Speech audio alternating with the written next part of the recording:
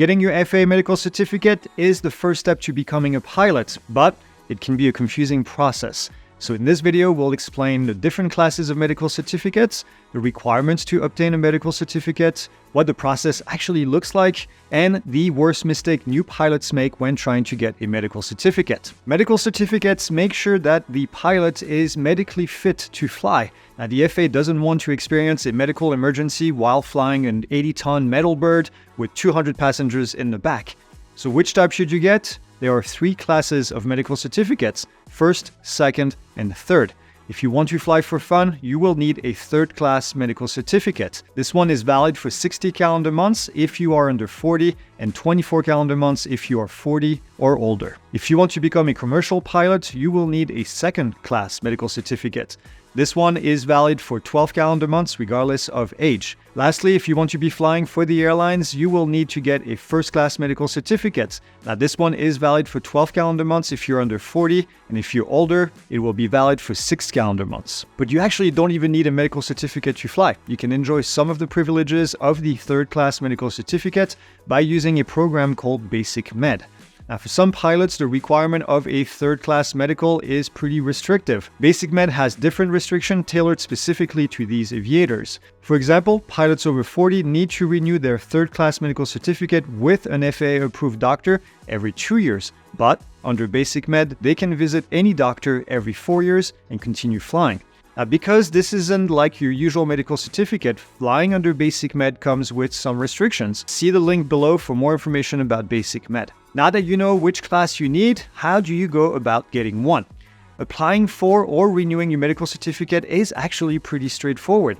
You can apply for certification through the FAA Med Express. This is the online version of the FAA Form 8500-8. This is what you need to apply.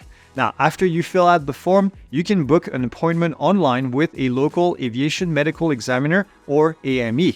An AME is a doctor that specializes in aviation. They will give you a physical exam, and when you pass, they will issue your medical certificate. Now, I know medical exam can sound like a pain, but over 90% of applicants pass their physical exam.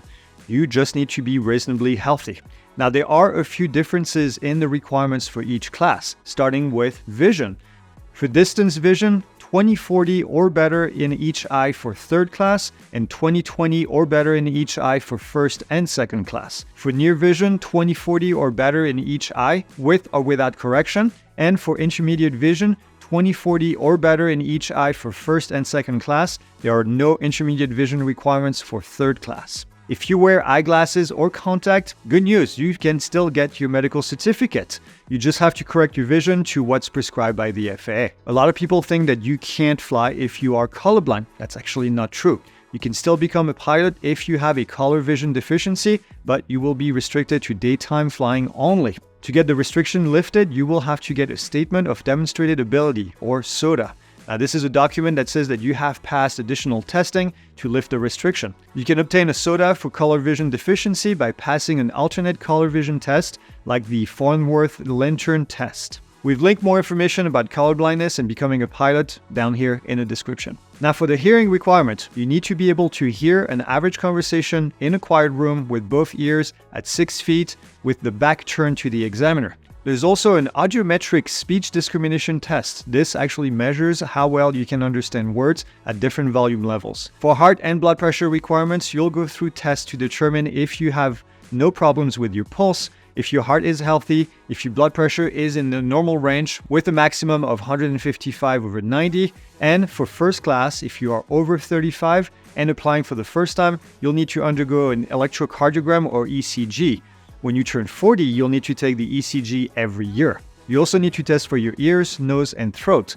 The AME will examine your upper respiratory system and also make sure that there is no issue with your vestibular system. Last, the requirement includes your mental health. The examiner will ask about your mental health, and this includes any history of psychosis, bipolar disorder, and severe personality disorder. Now, there are some conditions that could exclude you from being able to get a medical certificate.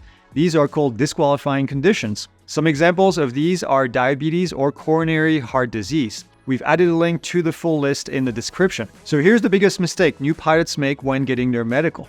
they want to become airline pilots, which means that they need a first-class medical certificate. But to save a little bit of time, they get a second or third class while they go through training. Here's the catch. When they're about to get their commercial license, they go and get a first-class medical, and then eventually find out that they have a medical condition that will prevent them from getting one.